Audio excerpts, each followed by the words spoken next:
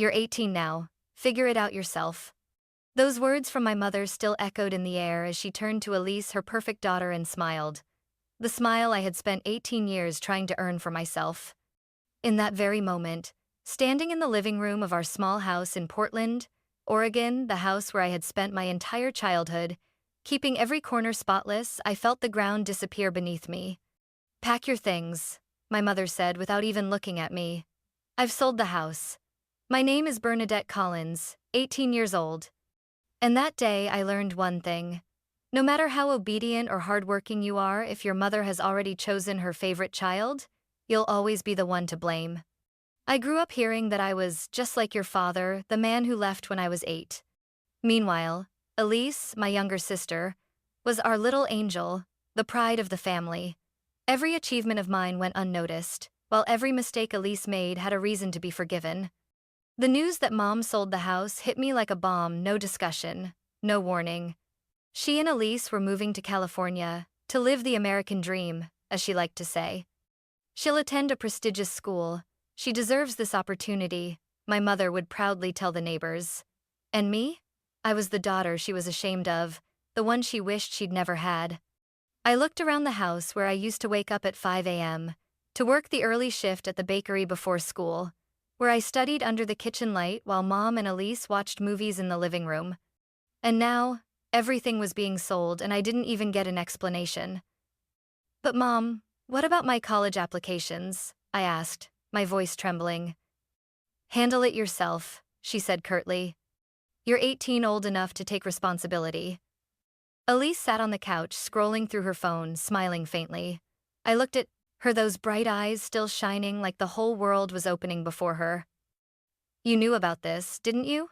I asked. Of course, she did. My mother never made a decision without consulting her golden child. They had probably discussed it for weeks, maybe months, while I kept sending half of my paycheck to the family's shared account. When are you moving? I asked, trying to sound calm. Next week, my mother replied, looking at me for the first time. Her eyes were cold, completely devoid of warmth. The buyer already signed the contract. 1 week. 1 week to pack up 18 years of my life, find a place to live, and learn how to survive alone. What about the money from selling the house? I asked, though I already knew the answer. All of it will go toward Elise's tuition and moving expenses, she said firmly. You didn't contribute anything to this house. I froze. Nothing?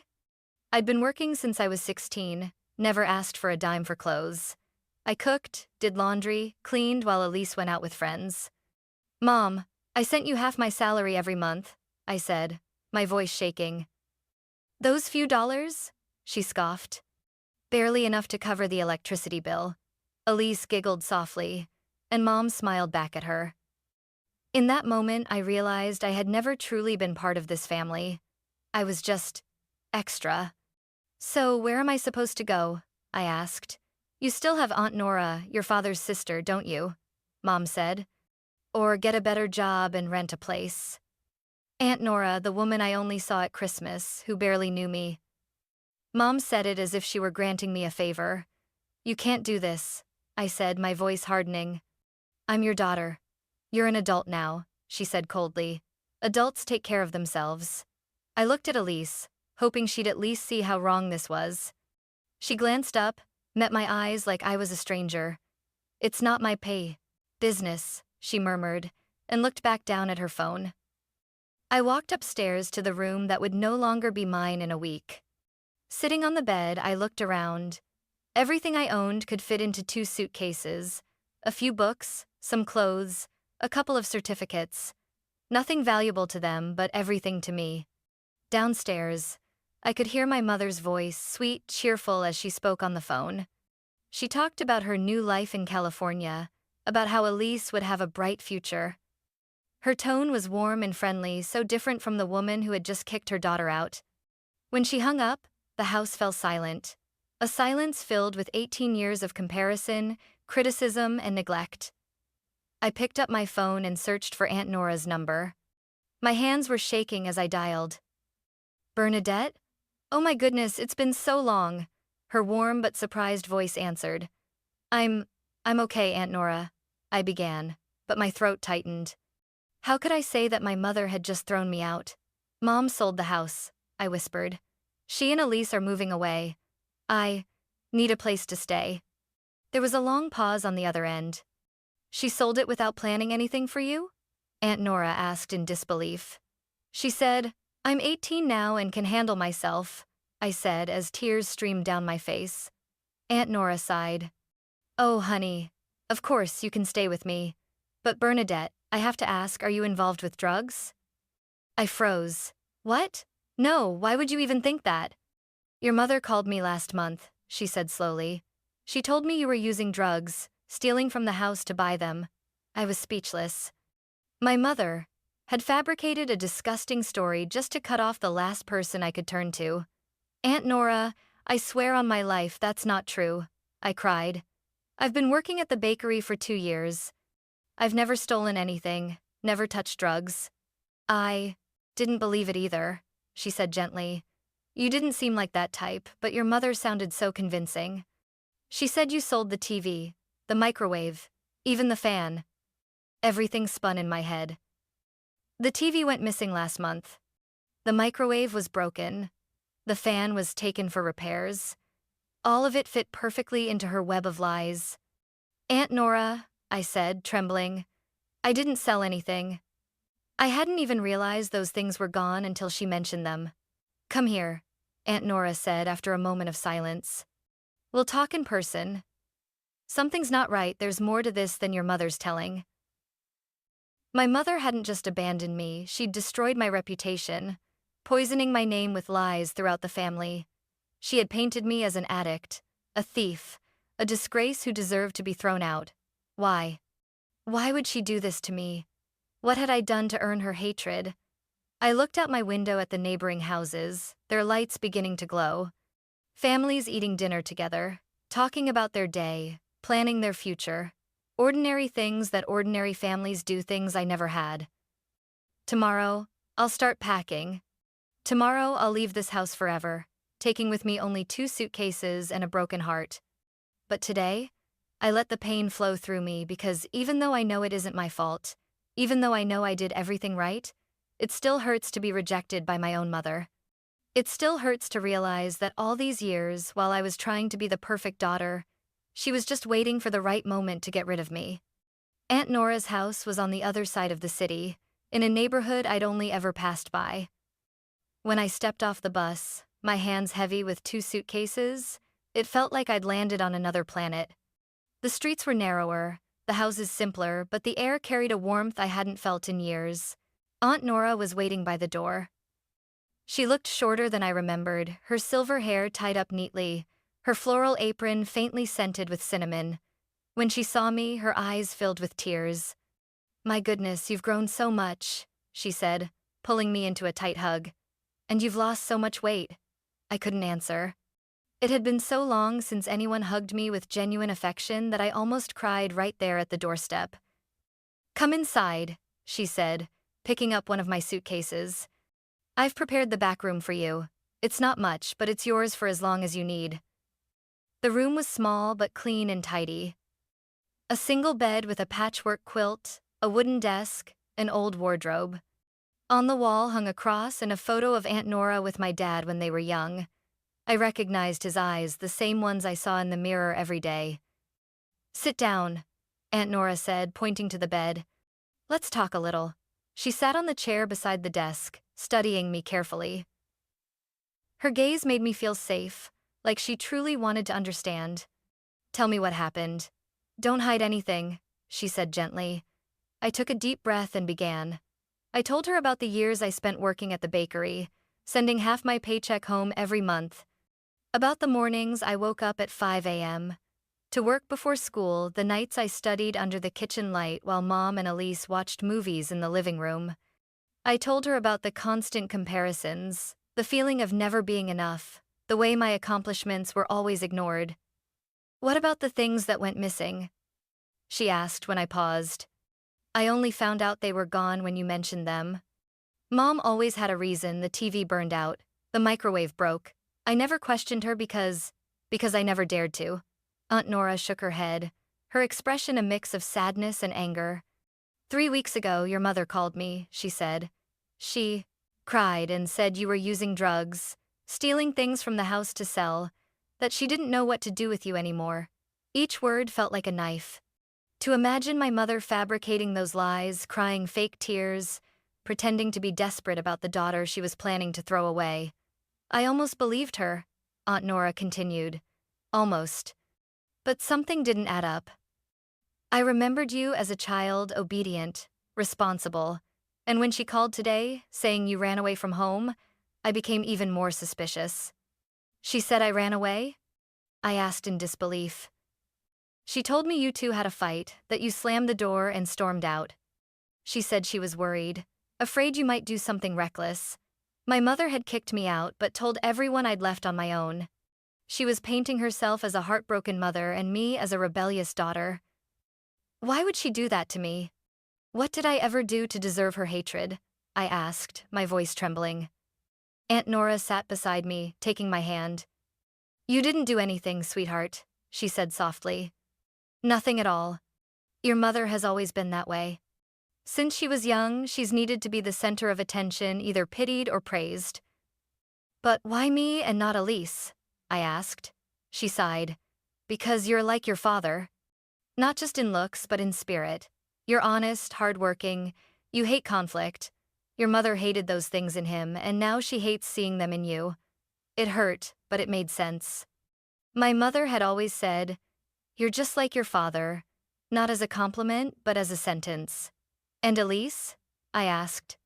Elise is like your mother, charming, selfish, knows exactly what to say to get what she wants, Aunt Nora said. Your mother sees herself in her, so she spoils her. That afternoon, we talked for hours. Aunt Nora told me stories about my dad, his kindness, his hard work, the way he helped everyone around him. She showed me old photos where I could clearly see our resemblance. He'd be so proud of you, she said, pointing at one of my school awards. You've always tried your best, always chosen what's right. That night, lying in the small back room, I felt something I hadn't felt in years: peace. Not happiness. Not yet, the wound was too fresh, the pain still raw, but at least I felt safe. I felt wanted. In the days that followed, I started a new routine. Morning coffee with Aunt Nora, work at the bakery, helping around the house in the evening, then studying for college. Aunt Nora never complained, never made me feel like a burden. When I apologized for taking up space, she just smiled. You're not a guest, you're family. Family? That word felt strange after years of feeling like I didn't belong anywhere. But in this modest home, with this almost stranger of a woman, I truly felt I belonged. A week later, Aunt Nora got a phone call. From her tone, I knew immediately it was my mother. No, she hasn't caused any trouble, Aunt Nora said. She's working, studying, helping around the house, she's doing great. There was a pause. Drugs? What on earth are you talking about? That girl barely drinks soda, let alone uses drugs. Her voice turned sharp. And the missing items in your house, are you sure it was her? Because if she's been with me for a week and things are still going missing at your place, maybe you should look elsewhere. Things were still disappearing even after I left. Then Aunt Nora asked, her tone dripping with irony. Oh, they've stopped going missing now? What a coincidence. How interesting. When she hung up and walked into the kitchen, where I was pretending to wash dishes, she said, You heard, didn't you? It wasn't really a question. I did, I said, turning around. So the missing things stopped after I left? Seems that way, she replied. Your mother went quiet when I asked about it. So she knows, I said, anger rising. Of course she does, Aunt Nora replied. But it's easier to blame you than admit her golden child isn't perfect. That night, I couldn't sleep. I remembered every time I'd been accused, every punishment I'd taken for someone else's mistake. My mother had always known, but she let me be the scapegoat to protect Elise. The next morning, I woke up with a different resolve.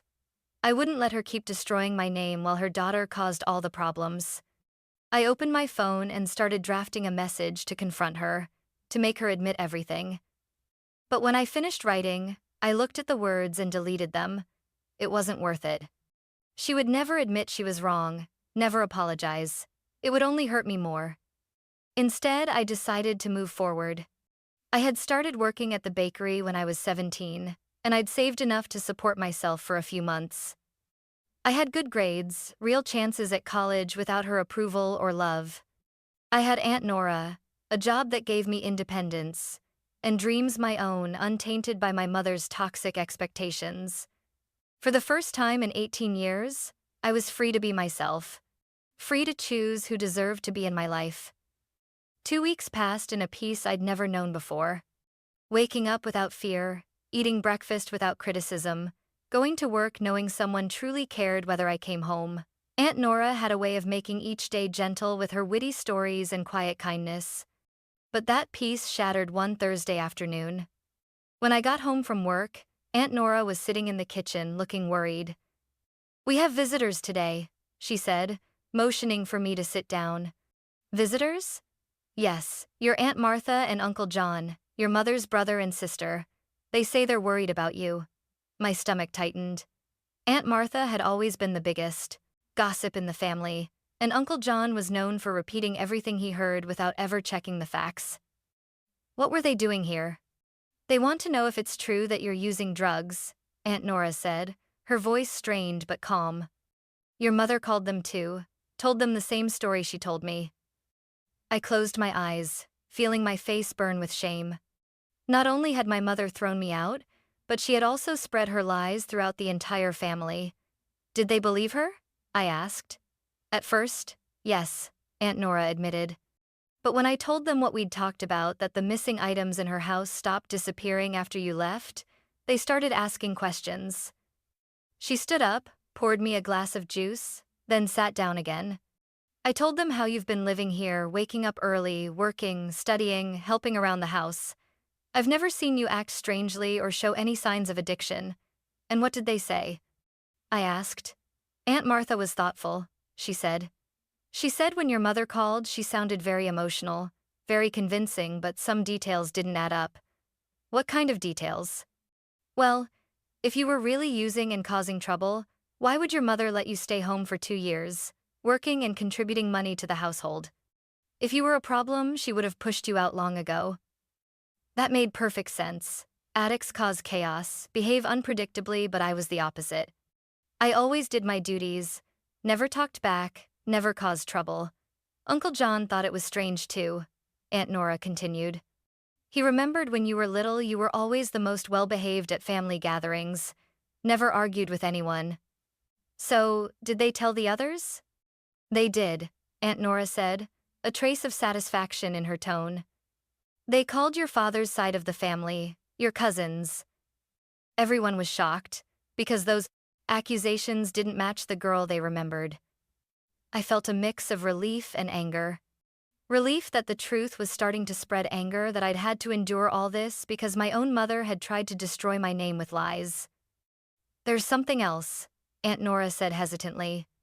"Aunt Martha told me, your mother said over the phone, that you've always been the troublemaker, always jealous of Elise, always seeking attention by acting out." Rage boiled inside me. I had never complained, never fought back, even when treated unfairly, and now I was being called the jealous troublemaker. "But Aunt Martha didn't believe it," Aunt Nora said quickly. "She remembered when you two were little, Elise was always the crybaby, always throwing a fit when she didn't get what she wanted. You, on the other hand, stayed quiet, never complained. My mother truly hates me," I whispered, half to Aunt Nora, half to myself. "It's not hate," she said softly. "It's worse. It's indifference. She doesn't care enough about you to even feel guilty for hurting you." Her words hit like a bullet. Hate, at least, is still an emotion. Indifference means I was nothing to her, that she could fabricate lies, destroy my reputation, and still sleep peacefully every night.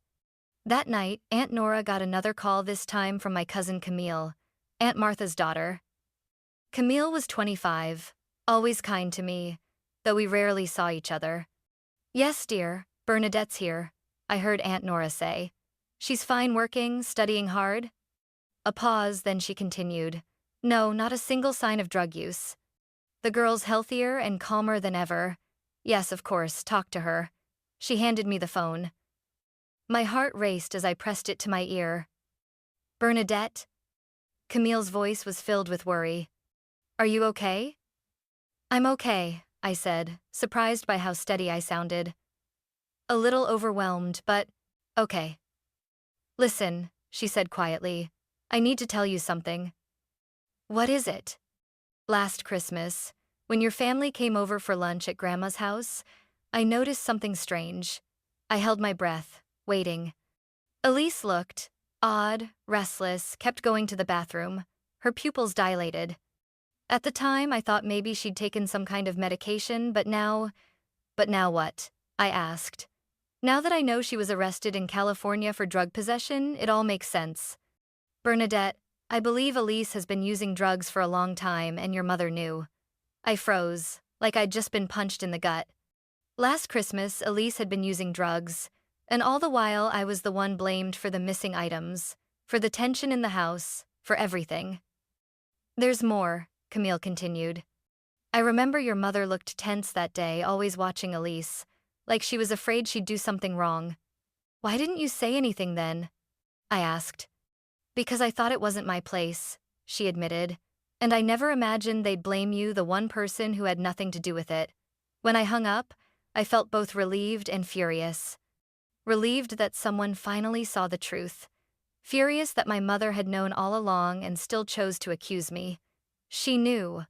I told Aunt Nora, my voice shaking. My mother knew Elise was the one behind everything, but she blamed me anyway. Of course she knew, Aunt Nora said. What mother doesn't notice when her child's using drugs? The signs are obvious, especially when they live under the same roof. Then why blame me? Because it's easier, she said simply. Easier than admitting her perfect daughter has a problem. Easier to scold the quiet, obedient one. Easier, I repeated, feeling the weight of the word. And if she admitted Elise was using, she'd have to face it. Get her help. Accept that her golden child isn't perfect. She'd rather destroy my life than admit Elise has a problem, I said bitterly. Exactly. Aunt Nora nodded. That night, lying in bed, I thought about every false accusation, every punishment, every humiliation. I remembered Elise's smug looks whenever I was scolded for something she'd done. She knew. Of course she knew. Maybe she even enjoyed watching me take the blame, a cruel game to see how far our mother's favoritism would go. But what hurt the most wasn't Elise's betrayal, it was my mother's. A mother is supposed to protect her child, not sacrifice one to shield the other. A mother is supposed to seek the truth, not invent lies to excuse her favorite's mistakes. My mother had chosen Elise long ago, and nothing would ever change that. Even if she discovered that Elise was the addict, the one who sold things from the house, the one guilty of every sin she'd pinned on me, she would still defend her. I wanted to text my mother to confront her, force her to admit it, make her feel even a fraction of the pain she'd caused me. But I didn't. Because I finally understood, it didn't matter how much I discovered, or how many people knew the truth, my mother would never admit she was wrong. She would never apologize, never acknowledge my worth. And I didn't need her to anymore. I didn't need her validation to know I had value. I didn't need her confession to know I was innocent. I had people who saw me for who I really was. Aunt Nora, who took me in without judgment. Relatives who still remembered the real me. I had an entire life ahead to build relationships based on truth, not lies and manipulation. For the first time since leaving home, I realized maybe my mother had unknowingly done the right thing.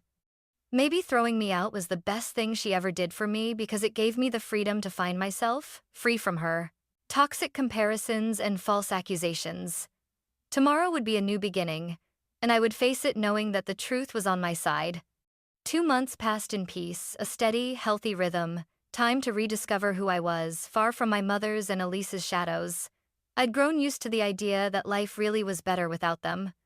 Then, one Saturday morning, the phone rang. As usual, Aunt Nora answered cheerfully, but within seconds her expression changed completely. Pale, then flushed, then ashen again.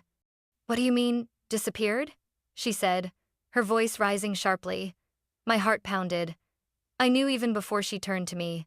her face a mix of shock and anger that it was about Elise. "No, I will not send you money," Aunt Nora said into the phone, her tone firm. "You've spent 2 months calling, making up stories about your own daughter, ruining her reputation, and now you want my help?" I reached out my hand for the phone. Aunt Nora hesitated, then handed it to me. "Hello?" I said, trying to keep my voice steady. "Bernadette." My mother's voice trembled with desperation. "Oh, thank God. I need to talk to you, sweetheart." Sweetheart. After 2 months of silence, 2 months since she'd thrown me out, smeared my name across the family. And now, suddenly, I was her daughter again. "What do you want?" I asked, surprised by how cold my voice sounded. "It's Elise," she sobbed. "She's gone. She took all the savings, sold everything in the apartment here in California. The police just called. Elise was arrested for drug possession." Every word fell into place like a puzzle piece. Everything she had once accused me of was true about her precious daughter. "And what does that have to do with me?" I asked flatly. "She's in court-ordered rehab and facing probation. I need about $10,000 to hire a lawyer to help her." $10,000. The amount she wanted the rehab internee, addict and thief, daughter me to somehow come up with to save her. Angel, the one arrested for drug possession. "I don't have 10,000, I said. "You can get it," she pleaded. "You've always known how to find money when you need it." Find money? I worked at a bakery for minimum wage, waking up at 5 a.m. every day. The only way I ever had money was through my own sweat and effort, yet she spoke as if I were a criminal. "Mom," I said, my voice eerily calm, "for the past 2 months, you've gone around telling the whole family I'm an addict, that I steal to buy drugs." "Bernadette, this isn't the time, and now I find out Elise is the one who sold things, used drugs, and got arrested. Everything you accused me of was true about her." "Your sister is sick," she said, her voice shifting to anger. "She needs help, not judgment." "Your sister?" I repeated, laughing bitterly. 2 months ago, you said I wasn't part of this family, and now suddenly she's my sister again? I panicked. "No, you lied." I cut her off. "You knew Elise was the troublemaker. You knew I was innocent, but you still chose to destroy me to protect her." There was a long silence. I thought she'd hung up. Then her voice returned, that familiar tone, sweet, fake, manipulative. "Bernadette, you can't turn your back on family. Everyone makes mistakes, but family is still family." "Family." I laughed, a hollow sound. "You threw me out with 2 suitcases and called me an addict in front of the entire family. Where was your family then?" "I was just protecting Elise," she said. That admission hit like a slap. Finally, she said out loud what I'd always known. "You protected her by destroying me," I said. "By smearing my name so no one would suspect her." "She's more fragile than you," she said, as if that justified everything. "She needs protection. And I don't? You've always been stronger," she said. "You can handle yourself." "I'm 18, I shouted, my voice breaking. 18, Mom. I'm not an adult. I'm a kid who needed protection just like Elise." "Don't raise your voice at me," she snapped, her tone ice cold. "I'm going through a difficult time." "You're having a difficult time?" I choked out. "What about me?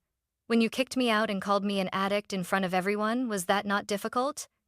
Aunt Nora gestured for the phone, but I shook my head. I needed to hear it all. I needed her to say everything she'd hidden out loud. "Bernadette, please." Her voice softened into a plea. "I know I was wrong, but I need you now. Elise could go to prison for a long time." "And if it were me in prison?" I asked. "Would you have tried to help me, or would you have made up more lies to justify it?" "That's different. Different because Elise is your real daughter and I'm not?" I said, finishing the sentence she didn't dare to. "That's not true." "It's exactly true." I cut her off. "For 18 years, you've proven that Elise is your real child, and I'm just the mistake you had to tolerate." "Bernadette, you're overreacting." "Overreacting?"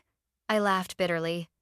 "You called me an addict, threw me out, humiliated me in front of everyone, and now that your perfect daughter's been arrested, I'm overreacting?" "I never meant to hurt you," she said, her voice trembling for the first time. But you wanted to, I said quietly. You knew exactly what you were doing when you spread those lies. You knew it would make everyone turn their backs on me. I was desperate. No. You chose to protect your favorite child by destroying the other. There was a long sigh on the other end, then her tone turned cold again. Fine. If you don't want to help your family, don't come to me when you need something later. And there she was again, the real her. The threats, the manipulation, the guilt trips. Mom, I said, my voice calm, almost steady. I won't come to you, ever again. Don't say that. No, I mean it. I'm fine. I have a job. I have people who care about me. I have a future. I don't need you. I don't need Elise. And I definitely don't need your chaos. Bernadette, goodbye, Mom, I said, and hung up. My hand trembled as I handed the phone back to Aunt Nora. She looked at me, her eyes filled with both pride and concern. How do you feel? She asked softly. Free, I said. And to my surprise, it was true. Aunt Nora hugged me tightly. She'll call again, she whispered. Probably more than once. I know, I said. But now I know who she really is, and I don't owe her anything anymore. That afternoon, I walked around town feeling strangely light. The truth was finally out, not through a hidden letter, not through someone defending me, but through Elise's own actions. She exposed herself. And my mother, in her desperate attempt to save her golden child, had confessed what I'd always suspected. She had sacrificed me knowingly, deliberately. But instead of feeling broken, I felt relieved. Because at last, I didn't have to prove anything anymore. All the doubts that used to torment me all the times, I wondered if maybe I was the problem, were gone. I wasn't the problem. I never was. My mother's rejection said nothing about me, it said everything about her. That realization freed me in a way I never thought possible. Just as Aunt Nora predicted, my mother started calling again over and over. For 3 straight days, the phone wouldn't stop ringing. Sometimes it was her number, sometimes it was a strange one, but I knew it was still her, using someone else's phone. I didn't answer. By the 4th call that day, Aunt Nora picked up and turned on the speaker without warning. Nora, please, I need to talk to Bernadette. My mother's pleading voice came through. It's urgent. She doesn't want to talk to you, Aunt Nora said calmly. And I can't blame her. You don't understand the situation, my mother said, her tone rising. Elise could go to prison for years. I need $10,000 by tomorrow, or I'll lose the chance to hire a good lawyer. And why exactly do you think Bernadette should give you $10,000? Aunt Nora asked. Because she's family. Family? Aunt Nora laughed, but it was a bitter laugh. You called that girl an addict in front of everyone, accused her of stealing, threw her out with nothing. And now suddenly she's family again? I made a mistake. No, Aunt Nora interrupted. You didn't make a mistake, you made a choice. You chose to lie, to protect one daughter by destroying the other. That's not a mistake. That's cruelty. There was a pause. Then my mother's voice turned colder than ever. Fine, she said. If Bernadette doesn't want to help, I understand. But tell her this: when Elise gets through this, she and I will start over. And there will be no place for those who abandoned family in difficult times. Abandoned? Aunt Nora nearly jumped up. Your daughter is living in my house because you kicked her out. She left on her own. My mother lied without hesitation. I never kicked her out. I stood up abruptly and snatched the phone from Aunt Nora's hand. Mom, I said, my voice strangely calm. You're lying again. Bernadette, it's nice you can still form full sentences like, pack your things because I sold the house, remember? You also said, you're 18 now, take care of yourself. Those were your exact words. You're twisting the truth. Aunt Nora heard everything. And I'm sure you're telling another version to the people you're borrowing money from. The silence on the other end said it all. How many people have you called? I asked. What? I said. How many family members have you called asking for money to save Elise? A few, she admitted quietly. And you told them I refused to help my sister, didn't you? Bernadette, I only said you didn't want to help. But you didn't say why, did you? I cut her off. You didn't tell them you kicked me out, smeared my name through the family. Didn't tell them you found out Elise was the real addict. That doesn't matter right now. Of course it matters, I shouted. You're trying to destroy me again, making everyone believe I'm the heartless daughter who abandoned her family. You are abandoning your family, she said, her voice sugary sweet but dripping with venom. Your sister is suffering and you don't care. My sister? I repeated slowly. The one who laughed when you threw me out? The one who let me take the blame for her mess for years? The one who sold your things and pocketed the money? She's the one to pity? She's sick. And when I was falsely accused, humiliated in front of the whole family, what was I? Entertainment? Aunt Nora gestured for me to stop, but I shook my head.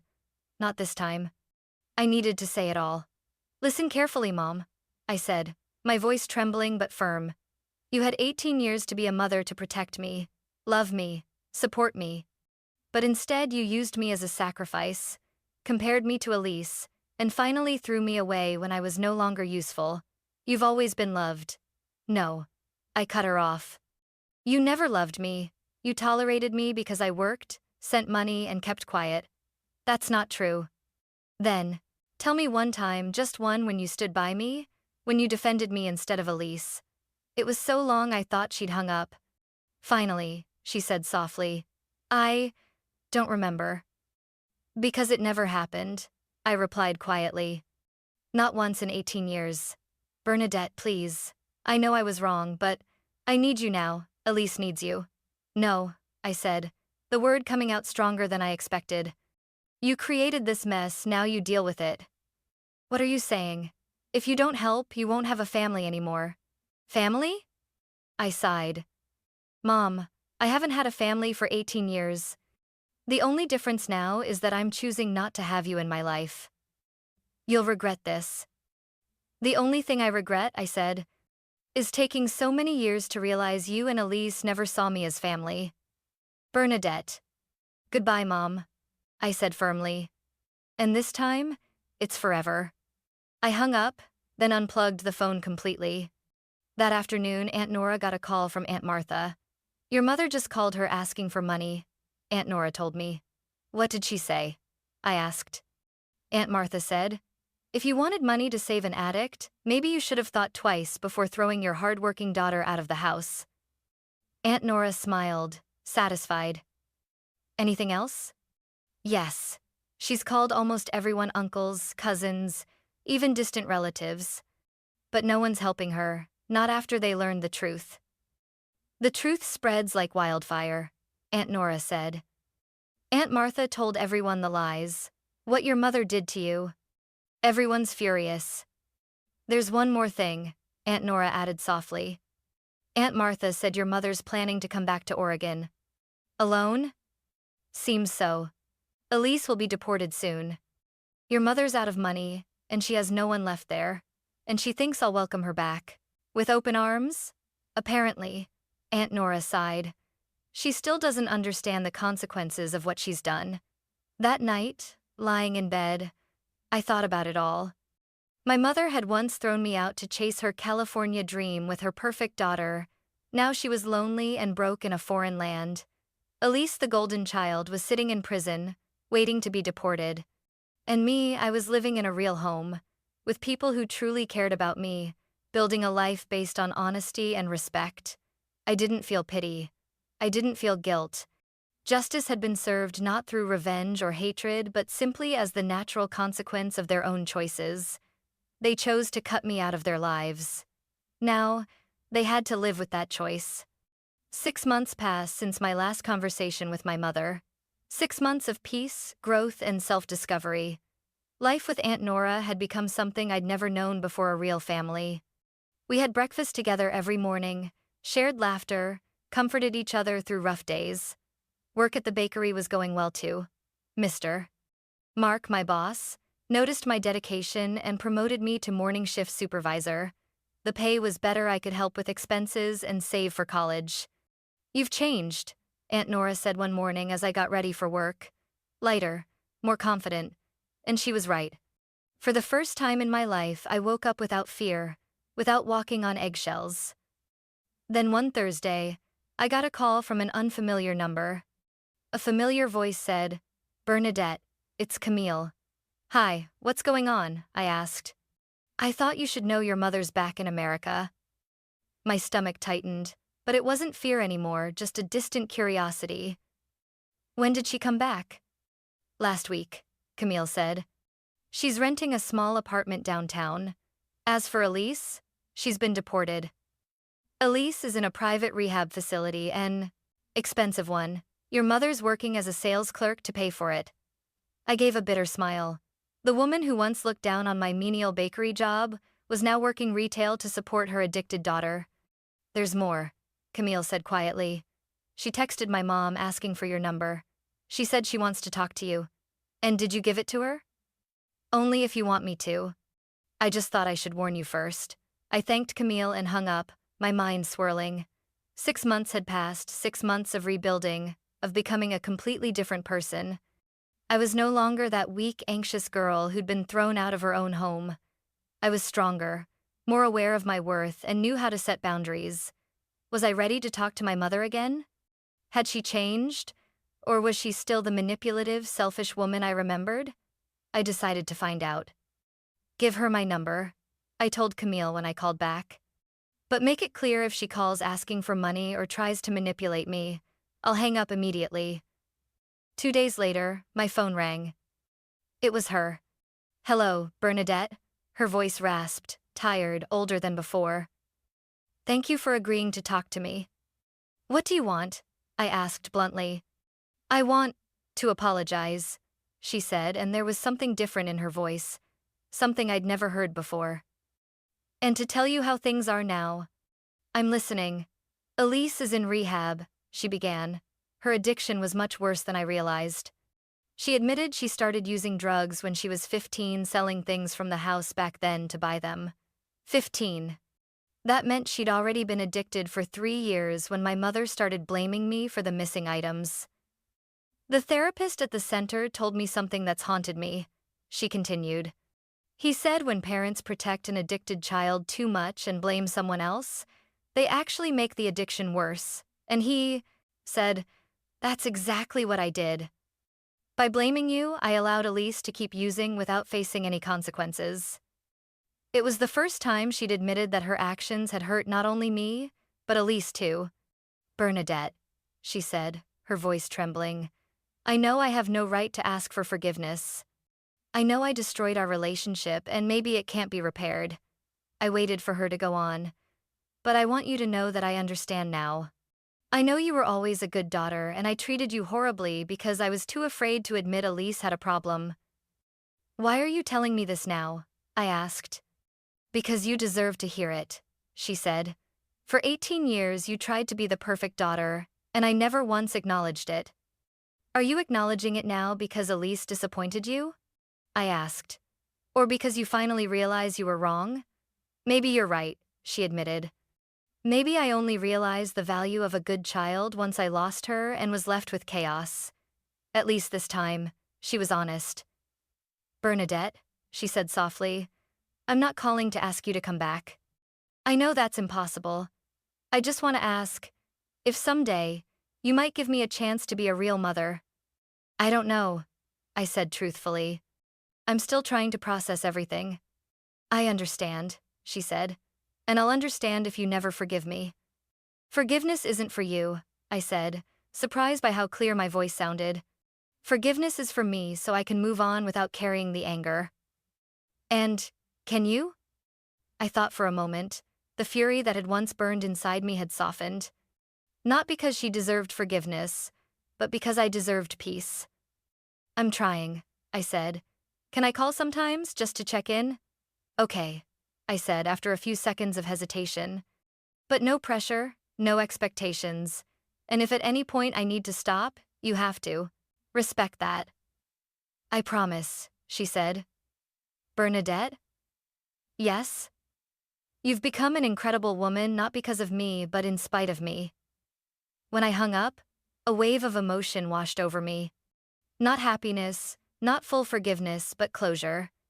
In the months that followed, my mother called occasionally. The conversations were short, calm, without drama or demands. She talked about Elise's recovery, about her job, about learning to live alone. I told her about starting college, about my boyfriend Daniel, and about my dreams for the future. Our talks were polite, distant like two acquaintances being civil. Elise tried reaching out once after leaving the rehab center, sending a message to apologize. I read it, thought for a few days, then chose not to reply. Not out of anger, but because I no longer needed that closure. She had made her choices, and I had made mine. I chose to move forward without looking back. 2 years after being kicked out, I stood on the stage at my business administration graduation ceremony, surrounded by the people I chose as family.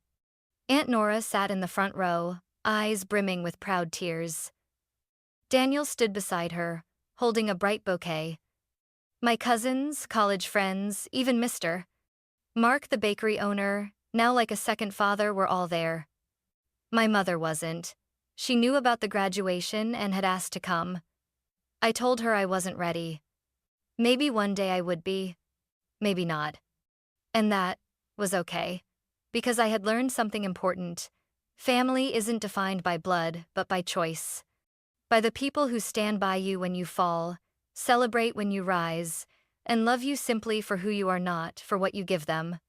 As I stepped onto the stage to receive my diploma, I thought of the 18-year-old girl who'd been thrown out with 2 suitcases and a broken heart.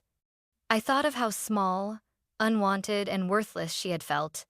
And then I looked at the woman I'd become: independent, strong, and self-assured. A woman who no longer needed anyone's approval to know her own worth. Sometimes the deepest pain makes us the strongest. Being rejected by my own mother had forced me to find my strength, my worth, and my own definition of family. When I looked down at the audience, at Aunt Nora crying tears of joy, at Daniel smiling proudly, at the warmth radiating from the people I chose as my family, I realized something. Without meaning to, my mother had given me the greatest gift of all. She taught me that I don't have to be perfect to be loved, that I don't have to sacrifice myself to be valued, that I don't need to cling to crumbs of affection from those who never truly appreciated me, and that sometimes the sweetest revenge is simply living well far away from those who never deserved a place in your life. Maybe the hardest thing in life isn't forgiving others, but learning to let go of the anger within yourself. It took me 18 years to understand that sometimes you have to walk away from your own flesh and blood to find your true home. Because family isn't just where you're born, it's where you're understood, safe, and loved the right way. And sometimes, the gentlest form of justice isn't resentment, it's living a happy life, proving that old wounds can't define who you are. And what about you? Do you believe that sometimes forgiveness isn't weakness, but the only way to move forward and find peace within yourself? Share your thoughts in the comments. And if you're also on your own journey of healing, stay with me so we can listen, learn, and keep writing stories together about love, family, and courage.